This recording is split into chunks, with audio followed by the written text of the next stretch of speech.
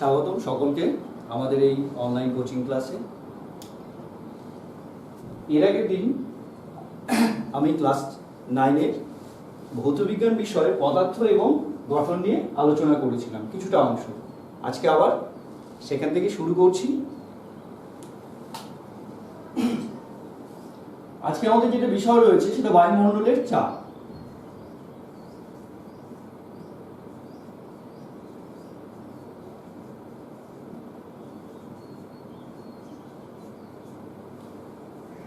বায়ুমণ্ডলের চাপ বলতে কি বোঝায়? সাধারণত চাপ আমরা এর আগের দিন পড়েছিলাম, চাপ হচ্ছে একক ক্ষেত্রফলের উপর প্রযুক্ত লম্ব বলকে বলা হচ্ছে চাপ। তাহলে বায়ুমণ্ডলীয় চাপ বলতে বোঝাবে আমাদের যে বায়ু একক ক্ষেত্রফলের উপর যতটা লম্ব বল প্রয়োগ করছে সেটাকে বায়ুমণ্ডলের চাপ বলবো আমরা। এবার সেখান থেকে আসছি প্রমাণ বায়ুমণ্ডলীয় চাপ। প্রমাণ বায়ুমণ্ডলীয় চাপ একটি সাধারণত ধ্রুবক রাশি। এই প্রমাণ বায়ুমণ্ডলীয় চাপ কি?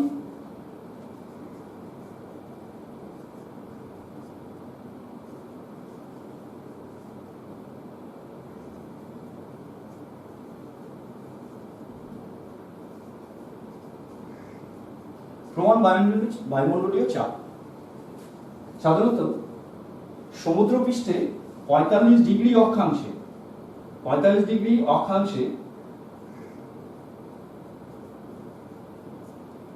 0 ডিগ্রি সি উষ্ণতায়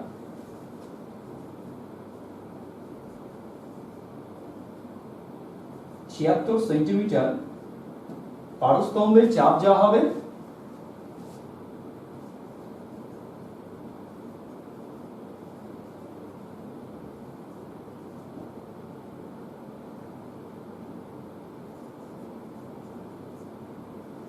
তাহলে প্রমাণ বায়ুমণ্ডলীয় চাপ কাকে বলছি আমরা?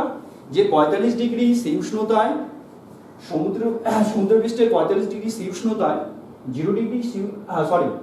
45 ডিগ্রি অক্ষাংশে 0 ডিগ্রি সি উষ্ণতায় 76 সেন্টিমিটার পারস্তম্ভের যা চাপ হবে সেটাকে আমরা প্রমাণ বায়ুমণ্ডলীয় চাপ বলে থাকি। কেননা বায়ুমণ্ডল সাধারণত পারস্তম্ভকে 76 সেন্টিমিটার পর্যন্ত তুলতে পারে, যার ফলে 76 সেন্টিমিটার পারস্তম্ভের যা ওজন হবে সেটাই হবে বায়ুমণ্ডলীয় ঘাত, এবং সেই ঘাত থেকে আমরা চাপটা নির্ণয় করি। তাহলে আমাদের প্রমাণ বায়ুমণ্ডলীয় চাপ হচ্ছিল 76 সেন্টিমিটার পারস্তম্ভ যা চাপ দেবে সেটাকেই বলা হবে প্রমাণ বায়ুমণ্ডলীয় চাপ। তাহলে এই প্রমাণ বায়ুমণ্ডলীয় চাপের এবার মানটা বের করছি। যে বায়ুমণ্ডলীয় চাপ যদি পি হয় তাহলে পি ইকুয়াল আগের দিন আমরা আলোচনা করেছিলাম যে চাপের রাশিমালাটা ছিল কি? এইচ রো জি। এইচ হচ্ছিল তরলের গভীরতা, রো হচ্ছে তার ঘনত্ব, আর জি হচ্ছে যে স্থানে চাপ নির্ণয় করছি সেই স্থানে অভিকর্ষ ত্বরণ। তাহলে আমাদের এখানে যেটা হচ্ছে এইচ বলতে কত? এখানে এইচ বলতে 76 সেন্টিমিটার।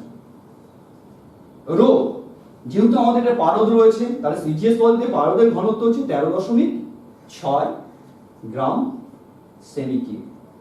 এটা হচ্ছে পারদের ঘনত্ব। আর জি সাধারণত সমতলে আমরা জি এর মান ধরে নিই যে 980 সেন্টিমিটার পার সেকেন্ড স্কয়ার। তাহলে এই তিনটে মান বসিয়ে এর যদি ক্যালকুলেশন করি তাহলে আমরা প্রমাণ বায়ুমণ্ডলীয় চাপের মান পাবো। তাহলে সেই মানটা কত? তাহলে 76, জি এইচ এর মান 76, রো এর মান 13.6 ইন্টু 980। এটাকে ক্যালকুলেশন করলে সাধারণত দাঁড়ায় 1.013 into 10 to the power 26 CGS পদ্ধতিতে। তাহলে সিজিএস পদ্ধতি তাহলে আসছে কি? Dyne cm square. তাহলে সিজিএস পদ্ধতিতে আমরা বায়ুমণ্ডলীয় চাপের মান পেলাম 1.013 into 10 to the power 26 dyne cm square. এটাকে যদি এসআই বা পাস্কালে নিয়ে যাই তাহলে এসআই পদ্ধতিতে পেলে এটা কত হবে?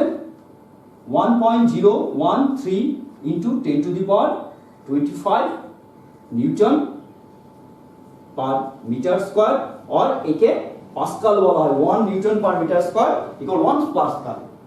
তাহলে এটা হলো আমাদের বায়ুমণ্ডলীয় চাপ। আচ্ছা, এখান থেকে একটা মজার ব্যাপার রয়েছে। দেখো যে বায়ুমণ্ডলীয় চাপ কত, অর্থাৎ এত নিউটন মিটার স্কয়ার, তার মানে 1 মিটার স্কয়ারে এতটা নিউটন বল প্রয়োগ করে। তাহলে সাধারণত বায়ুমণ্ডল কতটা বল প্রয়োগ করছে? 1 মিটার স্কয়ারে সাধারণত 1.0 into 10 to the power 25 newton বল প্রয়োগ করে। 1 মিটার স্কয়ার জায়গার উপরে এই এতটা বল প্রয়োগ করতে পারে। ঠিক আছে, এটাকে মোটামুটি আমরা যদি প্রায় মনে করতে পারি তাহলে কত, এটা 1 যদি ধরি, এই ফ্র্যাকশনটাকে বাদ দিই, তাহলে কত হবে 10 to the power 5 newton. 10 to the power 5 newton বল প্রয়োগ করছে। এবার তাহলে আমাদের শরীরের উপরে কতটা বল বায়ু প্রয়োগ করে? সাধারণত একজন পূর্ণবয়স্ক মানুষের শরীরের যে ক্ষেত্রফল, সেই ক্ষেত্রফলটা হচ্ছে 1.5 মিটার স্কয়ার। তাহলে একজন পূর্ণ মানুষের সমগ্র দেহের যে ক্ষেত্রফলটা সেটা হচ্ছে 1.5 মিটার স্কয়ার। তাহলে 1 মিটার স্কয়ারে বল হচ্ছিল 10 টু দি পাওয়ার 5 নিউটন। তাহলে আমাদের গোটা শরীরে কতটা বল প্রয়োগ করছে বায়ু?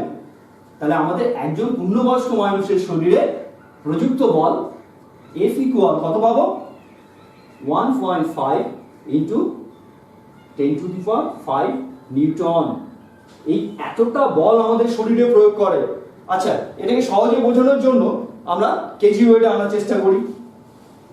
তাহলে একে অভ্যস্ত ত্বরণের মান দিয়ে ভাগ করলেই আমরা কেজি ওয়েটে পাবো। তাহলে 1.5 ইন্টু 10 টু দি পাওয়ার 5, তাকে আমি 10 দ্বারা ভাগ করছি। আমি জি এর মানটা আমাদের সাধারণত এসআই পদ্ধতিতে 9.8, এটাকে আমি 10 ধরে নিলাম সুবিধার জন্য।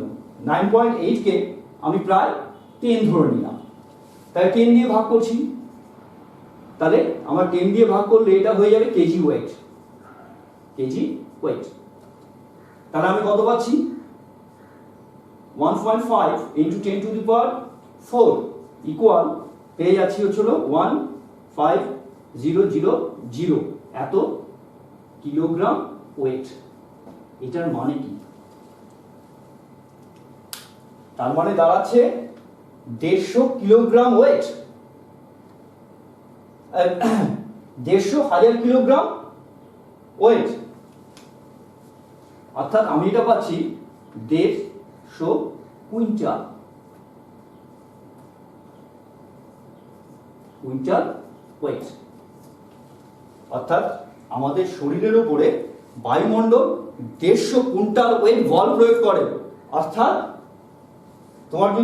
আমরা যদি চালের বস্তা দিয়ে হিসেব করি যে আমাদের শরীরের উপর কতগুলো চালের বস্তা এইভাবে চাপানো হচ্ছে, তাহলে একটা চালের বস্তায় 50 কেজি করে চাল থাকছে। তাহলে এরকম 300 খানা চালের বস্তা মিলে হবে 150 কুইন্টাল, তাই তো? এই 300 খানা চালের বস্তা যতটা চাপ দেবে বা বল প্রয়োগ করবে, ততটা বল আমাদের শরীরের উপর পড়ছে একজন পূর্ণবয়স্ক মানুষের ক্ষেত্রে। এবার প্রশ্ন হচ্ছে যে এই চাপটা আমরা কিন্তু, এই বলটা আমরা বুঝতে পারছি না কেন? এত বড় বল আমাদের শরীরের উপর প্রয়োগ হচ্ছে কিন্তু আমরা সেটা বুঝতে পারছি না। তার কারণ হচ্ছে আমরা নিঃশ্বাস প্রশ্বাসের মাধ্যমে কি করছি? বায়ু ভেতরে ঢুকছে, বেরোচ্ছে। আবার আমাদের যে শরীরে যে রোমকূপগুলো রয়েছে, এগুলো দিয়েও মাঝে মধ্যে বায়ু সবসময় যাওয়া আসা করছে। আর সবচেয়ে বড় জিনিস যেটা, সেটা হচ্ছে আমাদের রক্ত, ব্লাড। এই আমাদের রক্তের একটা প্রেশার রয়েছে যাকে আমরা ব্লাড প্রেশার বলি। এই ব্লাড প্রেশারটা সাধারণত বায়ুমণ্ডলীয় যে চাপ, বাইরের চাপ রয়েছে তার চেয়ে একটু বেশি, যার ফলে আমাদের শরীরের ভেতরের বায়ু এবং রক্তচাপ, এই দুটো মিলে মোট যে চাপ হচ্ছে সেটা বায়ুমণ্ডলের বাইরের চাপের সঙ্গে সমান। যার ফলে দুটো চাপ, অভ্যন্তরীণ চাপ এবং বাইরের চাপ, দুটো সমান হচ্ছে এবং পরস্পরকে প্রশমিত করছে, যার জন্য বায়ুমণ্ডলে এত বড় যে চাপটা, এত বড় বল আমরা অনুভব করতে পারছি না। বেশ, এই গেল আমাদের বায়ুমণ্ডলীয় চাপ। এবার আমরা আসি যে বায়ুমণ্ডলীয় চাপের পরিমাপ করা হয় কিসের দ্বারা? অর্থাৎ বায়ুর চাপ মাপা হয় ব্যারোমিটারের দ্বারা, ব্যারোমিটার যন্ত্রের দ্বারা।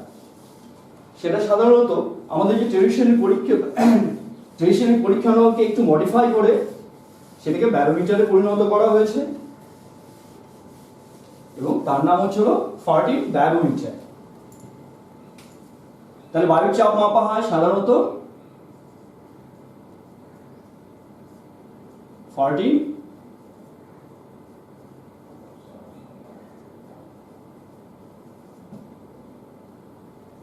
14 ব্যারোমিটারের দ্বারা, বায়ুর চাপ মাপা হচ্ছে 14 ব্যারোমিটারের দ্বারা। এবার 14 ব্যারোমিটারটা দেখতে কেমন তোমাদের আমি একটা জাস্ট তার একটা মডেল ছবি দেখাচ্ছি। দেখো এটা একটা 14 ব্যারোমিটারের একটা জাস্ট একটা লেখচিত্র দেওয়া আছে, যেটার মধ্যে রয়েছে যে এখানে রয়েছে, এটা রয়েছে একটা লেদার ব্যাগ অর্থাৎ একটা চামড়ার থলি, তার নিচে রয়েছে স্ক্রু। এবার এখানে গ্লাস রয়েছে পারদটাকে দেখার জন্য, তার উপরে রয়েছে একটা আইভরি পয়েন্টার। এবার এই যে এর ভেতর দিয়ে একটা সরু কাঁচের নল উঠে গেছে, এই নলটার দৈর্ঘ্য 1 মিটার। আর এই নলটাকে প্রোটেক্ট করার জন্য তার বাইরে দিয়ে পেতলের কভার রয়েছে। ঠিক একদম মাথার উপরে গিয়ে রয়েছে একটা স্কেল, এবং এখান থেকে আবার কাঁচ শুরু হয়েছে যাতে আমরা এখান থেকে তাকে দেখতে পারি স্কেলটা। সাধারণত এই স্ক্রুর কাজ কি? এই স্ক্রুর কাজ হচ্ছে এই যে আইভরি পয়েন্টার রয়েছে, সূচকের মতো একটা সূচের মতো রয়েছে, এটাকে অ্যাডজাস্ট করে ঠিক পারদের এই লেভেলটা, পাত্রের যে পারদের লেভেলটা ঠিক এই সূচকে স্পর্শ করা হয়।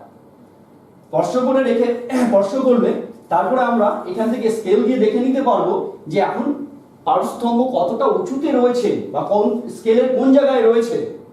সেখান থেকে সাধারণত আমরা বায়ুমণ্ডলের চাপ নির্ণয় করতে পারি। অর্থাৎ এখন দেখা গেল যে 76 পয়েন্ট, এখানে পারদের আছে। স্কেলটাকে আমি বড় করে দেখানোর জন্য আরেকটা স্কেল রয়েছে, এই স্কেলের আলাদা নিয়েছি। দেখো এই যে স্কেলের মাথাটা যেটা বলেছিলাম, যে এই যে এই মাথাটাকে এখানে বড় করে আসে।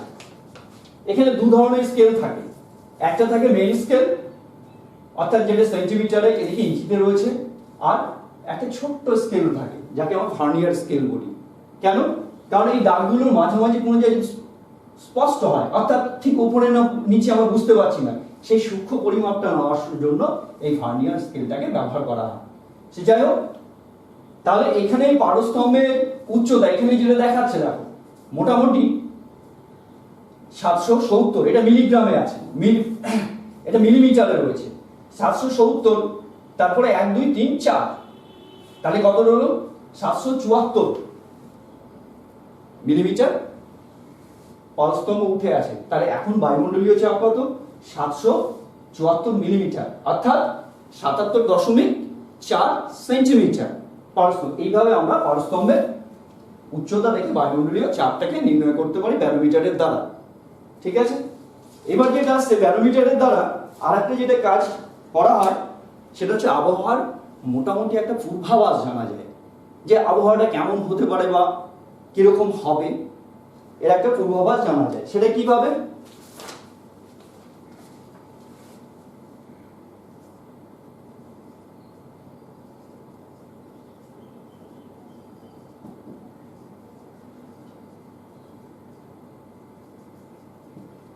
আবহাওয়ার পূর্বাভাস।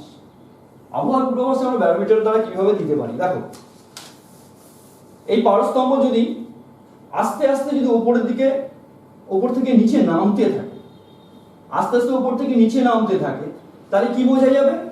যে এখন বায়ুমণ্ডলের চাপটা ধীরে ধীরে ধীরে ধীরে কমছে।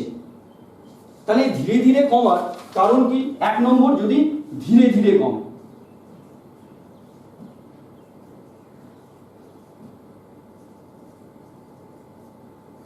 ধীরে ধীরে যদি কমে, ধীরে ধীরে কমার কারণই হচ্ছিল যে এখন বায়ুমণ্ডলে আস্তে আস্তে জলীয় বাষ্পের পরিমাণ বাড়ছে।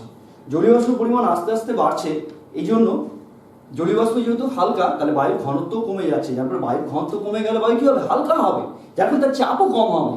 তার মানে এখন বায়ুতে জলীয় বাষ্পের আধিক্য ঘটছে, অর্থাৎ বৃষ্টি হওয়ার সম্ভাবনা রয়েছে, বৃষ্টি হতে পারে। এটা গেল একটা। 2 নম্বর, যদি দেখা যায় যে হঠাৎ, অর্থাৎ এখানে ছিল খুব তাড়াতাড়ি বায়ুমণ্ডলের পারদের যে স্তম্ভটা আস্তে আস্তে নামতে শুরু, হঠাৎ দ্রুত নেমে গেল। তার কারণ কি? দ্রুত নেমে যাওয়া মানে কি? দ্রুত নেমে যাওয়া মানে বায়ুমণ্ডলের চাপ দ্রুত কমে গেল। বায়ুমণ্ডলের চাপ দ্রুত কমে গেল মানে এখানে নিম্নচাপের সৃষ্টি হলো। তাহলে নিম্নচাপের যদি সৃষ্টি হয়, তাহলে পার্শ্ববর্তী বায়ুমণ্ডল কি আছে? উচ্চ চাপে রয়েছে। সেখান থেকে দ্রুত বেগে বায়ু তখন এই জায়গাটা দখল করার জন্য ছুটে আসবে। তাহলে বায়ু যদি দ্রুত বেগে ছোটে তাকে কি বলা হয়? ঝড় বলা হয়। তাহলে যদি পারস্তম্ভের চাপ যদি পারস্তম্ভের উচ্চতা যদি হঠাৎ নেমে যায় তাহলে বুঝতে হবে যে ঝড় হওয়ার সম্ভাবনা রয়েছে, অর্থাৎ নিম্নচাপের সৃষ্টি হয়েছে, পার্শ্ববর্তী উচ্চচাপ বলয় থেকে বায়ু দ্রুত বেগে আমাদের এই অঞ্চলে ধেয়ে আসবে, অর্থাৎ ঝড় হওয়ার সম্ভাবনা রয়েছে। এবার হচ্ছে 3 নম্বর কি হলো? এবার চাপ উচ্চতা তো কমলো, হঠাৎ কমলো, আস্তে আস্তে কমলো, এবার দেখা গেল যে বৃষ্টি হলো, তারপরে আস্তে আস্তে আস্তে আস্তে পারস্তম্ভের উচ্চতাটা আস্তে আস্তে বাড়ছে, স্বাভাবিকের দিকে যাচ্ছে। তাহলে আমরা কি বলতে পারি? যে বায়ু আবার শুষ্ক হচ্ছে, অর্থাৎ জলীয় বাষ্পের পরিমাণ কমছে, বায়ুচাপ বাড়ছে ধীরে ধীরে, যার জন্য পারস্তম্ভ উপরে উঠছে, অর্থাৎ আবহাওয়া পরিষ্কার এবং শুষ্ক হওয়ার সম্ভাবনা রয়েছে।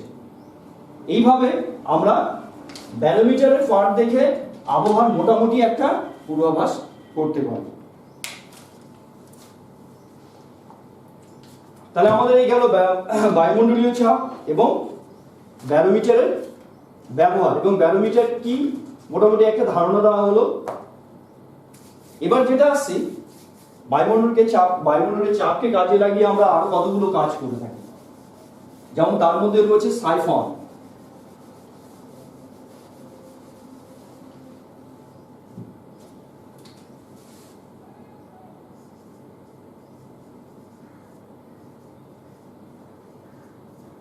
সাইফন কি?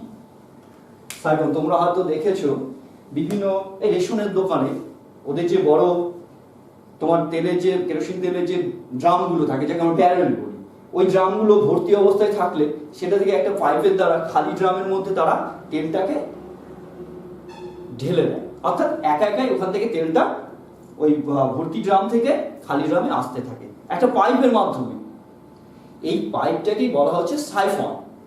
সাইফন কিছুই নয়, সাইফন হচ্ছে একটা বাঁকানো ইউ আকৃতির নল। এই টাইপের বাঁকানো একটা যে কোনো একটা নলকে, ফ্লেক্সিবল কিংবা নল এইভাবে ইউ আকৃতির একটা নল, যার মাধ্যমে আমরা সাধারণত কোনো উঁচু জায়গায় থাকা তরলকে আমরা অপেক্ষাকৃত নিচুতে থাকা কোনো পাত্রে স্থানান্তরিত করতে পারি, পাত্রকে না নড়িয়ে। এই ব্যবস্থাটাকে বলা হচ্ছে সাইফন। তাহলে আমরা আজকে জানবো সাইফন কিভাবে কাজ করে, অর্থাৎ সাইফনের কার্যপ্রণালী কি। তাহলে মনে করো যে আমি একটা সাইফন এঁকেছি, এখানে একটা পাত্র রয়েছে, এটা V1 পাত্র, যার মধ্যে তরল রয়েছে, আর এটাকে আমি নিচে রাখা আরেকটা V2 পাত্রে স্থানান্তরিত করব। বেশ, এখানে প্রথমে যেটা বলি, সাইফনের কাজ চালানোর আগে একটা সাইফনকে কার্যকরী করতে হলে প্রথমে যেটা করতে হবে, একে যে তরলকে আমরা এখান থেকে এখানে নেব সেই তরল দ্বারা আগে পূর্ণ করতে হবে। শুধু শুধু আমি সাইফনটাকে নিয়ে এসে বসিয়ে দিলাম, এখানে পাত্র রাখলাম, তাহলে কিন্তু হবে না। প্রথমে আমাকে গোটা নলটাকে যান্ত্রিক উপায়ে আমাকে আগে জল বা যে তরল নিয়েছি সেই তরলটা আগে পূর্ণ করতে হবে। একবার পূর্ণ করে ছেড়ে দিলে পরে আস্তে আস্তে একাই সে নিচে এই পাত্র থেকে এই পাত্রে স্থানান্তরিত এখানে জমতে শুরু করবে। বেশ, তাহলে এবার আমরা এই কার্যপ্রণালী অর্থাৎ কাজ করছে কিভাবে সেটা দেখি। আমার ধরে নিচ্ছি এই যে V1 পাত্র রয়েছিল, V1 পাত্রের যে তল ছিল, এই তল থেকে আমি এখানে দুটো বিন্দু নিলাম, এখানে একটা বিন্দু A নিলাম, এখানে একটা বিন্দু B নিলাম। এটা অনুভূমিক তলের মধ্যে একটা A একটা B বিন্দু, A বিন্দু আর এখানে B বিন্দু নেওয়া হলো। তাহলে A বিন্দুর উচ্চতা এখান থেকে এটা ধরে নাও H1, এই V1 পাত্রের তল থেকে A বিন্দুর উচ্চতা H1। ঠিক একইভাবে এখান থেকে এই পাত্রের যে নলটা, ধরো এই পর্যন্ত তরল এসছে,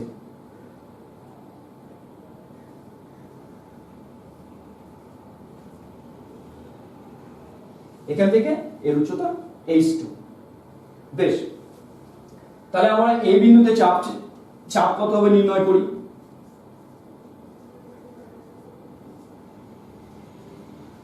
A বিন্দুতে চাপ, আচ্ছা A বিন্দুতে চাপ দুই রকম ভাবে কাজ করবে। দেখো, প্রথম যেটা বায়ুমণ্ডল কি করবে, বায়ুমণ্ডল এই পাত্রের উপরে, পাত্রের যে তরল আছে এই তরলের উপরে চাপ দেবে, চাপ দিয়ে একে ঠেলে উপরে ওঠানোর চেষ্টা করবে। আর এখান থেকে এ পর্যন্ত তরল স্তম্ভ রয়েছে, এই স্তম্ভটার কি আছে, ওজন আছে, সেটা কোন দিকে কাজ করবে, নিচের দিকে, অর্থাৎ দুটো বল দুদিকে কাজ করছে। এই বরাবর বায়ুর চাপ উপর দিকে যাচ্ছে আর এর ওজন নিচের দিকে এইভাবে কাজ করছে, অর্থাৎ দুটো বিপরীতমুখী বল এখানে কাজ করছে।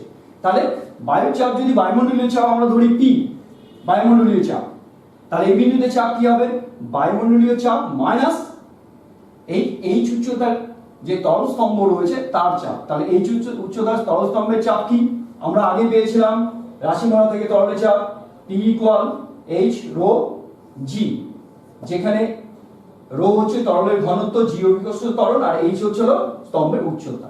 আচ্ছা, তাহলে আমার এখানে উচ্চতা কত, H1, রো আমরা ঘনত্ব ধরে নিচ্ছি রো, আর অভিকর্ষ ত্বরণের মান জি।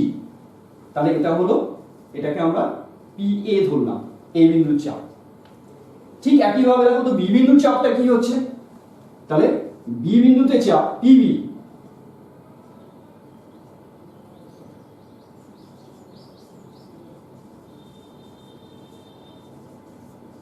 বি বিন্দুতে চাপ আমি PB ধরলাম। তাহলে বি বিন্দুতে চাপ কি হবে, ঠিক একইভাবে বায়ুমণ্ডলীয় চাপ এদিক দিয়ে ঊর্ধ্বমুখী কাজ করবে, আর এখান থেকে এই পর্যন্ত তরলের যে স্তম্ভ সেটা নিচের দিকে কাজ করবে, অর্থাৎ তার ওজনটা নিম্নাভিমুখী হবে। তাই দুটো বিপরীত বল, তাই লব্ধি বল কত হচ্ছে, P মাইনাস এখান থেকে এই স্তম্ভের চাপ, অর্থাৎ H2 রো জি। তাহলে দুটো বিন্দুতে চাপ পেলাম, এই বিন্দুতে চাপ হচ্ছিল P minus H1 rho G, আর বি বিন্দুতে চাপ পাচ্ছি PB equal P minus H2 rho G. এবার একটু খেয়াল করো, PA বড় না PB বড়, এখানে যেহেতু H1 ছোট H2 বড়, যার ফলে এই বিয়োগফলটা বেশি হবে আর এই বিয়োগফলটা কম হবে, অর্থাৎ PA যেহেতু আমরা কি পাচ্ছি এখানে H1 গ্রেটার দেন H2, তাহলে আমার সব সময় PA গ্রেটার দেন PB হবে। তাহলে এই বিন্দুতে চাপ এই বিন্দুর চেয়ে বেশি হবে, আর আমরা কি জানি প্রবাহী সব সময় উচ্চ চাপ বলয় থেকে নিম্ন চাপের দিকে ধাবিত হয়, অর্থাৎ এখানে যে তরলটা ছিল এই তরলটা তখন কি করবে, এ বিন্দু থেকে সোজা বি বিন্দুতে গিয়ে পৌঁছবে। যখনই বি বিন্দুতে গিয়ে পৌঁছলো তখনই এই অভিকর্ষীয় টানের মাধ্যমে একাই নিচে পড়ে এই পাত্রে জমা হতে থাকবে, অর্থাৎ তখন এই পাত্র থেকে এখানে আসলো। এবার যখন এ বিন্দু থেকে তরলটা সরে গেল তখন এখানে আংশিক শূন্যতার সৃষ্টি হলো, কিন্তু বায়ুমণ্ডল তো কোথাও শূন্য অবস্থান রাখতে দেবে না, যার ফলে সে চাপ দিয়ে আবার তরলকে এই পর্যন্ত উঠিয়ে দেবে, যার ফলে এই প্রক্রিয়াটা একবার তুমি যদি চালু করো তাহলে এটা চলতে থাকবে যতক্ষণ এই পাত্রে তরল থাকবে। ঠিক আছে, তাহলে এইভাবে আমাদের একটা সাইফন কাজ করে। বেশ, এবার সাইফনের কতগুলো শর্ত রয়েছে। শর্ত কি, প্রথম যেটা আমরা জানি যে H1 সব সময় H2 চেয়ে ছোট হতে হবে। যদি এই বাহুটা বড় হয়ে যায়, অর্থাৎ এই পাত্রকে উপরে তুলে দিলাম, এই পাত্রকে নিচু করে দিলাম, তাহলে কিন্তু হবে না। দুই, বায়ুমণ্ডলীয় চাপ যেহেতু এই V1 পাত্রের এই পারতল থেকে এই বিন্দু পর্যন্ত তুলে দিচ্ছে, যার ফলে বায়ু শূন্য স্থানে কখনোই সাইফন কাজ করবে না। যেমন ধরো যদি বলি যে চাঁদে নিয়ে গিয়ে, চাঁদে যদি আমরা এই সাইফন প্রক্রিয়া ঘটাই তাহলে কি হবে, চাঁদে নিয়ে গিয়ে একটা পাত্রে কিছুটা তরল নিয়ে গেলাম, কিছুটা নিচে রেখে একটা সাইফন লাগিয়ে দিয়ে ওই তরলটাকে অপর পাত্রে নিয়ে আসার চেষ্টা করলাম, তাহলে কি হবে না, হবে না। কেন, কারণ এই যে আমাদের V1 প্রথম পাত্র, উপরে যে পাত্র ছিল সেই পাত্রের তল থেকে উপরিতল থেকে, পাত্রের তরল উপরিতল থেকে এই বিন্দু পর্যন্ত যে তরল একে পৌঁছে দেবে বায়ুমণ্ডলীয় চাপ। যদি বায়ুমণ্ডলীয় চাপ না থাকে তাহলে এখান থেকে এই পর্যন্ত তরল পৌঁছবে না, যার ফলে কোনো সাইফনের কাজও হবে না। আরেকটা শর্ত কি, এই যে লেভেলটা অর্থাৎ V1 পাত্রের যে তরলের লেভেল আছে এই তরল লেভেল বরাবর এই সাইফনের কোথাও কোনো ছিদ্র থাকলে, বায়ুমণ্ডল ছিদ্র থাকলে সাইফনের কাজ হবে না, কারণ এখান থেকে বায়ু প্রবেশ করবে, প্রবেশ করার পর বায়ুর চাপ, বাইরের বায়ুর চাপ এবং ভেতরের বায়ুর চাপ সমান হবে, তরল নিচেই আবার প্রথম পাত্রেই পড়ে যাবে, যার ফলে দ্বিতীয় পাত্রে তরল যাবে না। বেশ, এই হলো সাইফনের শর্ত। আজকে এতটুকুই থাকলো।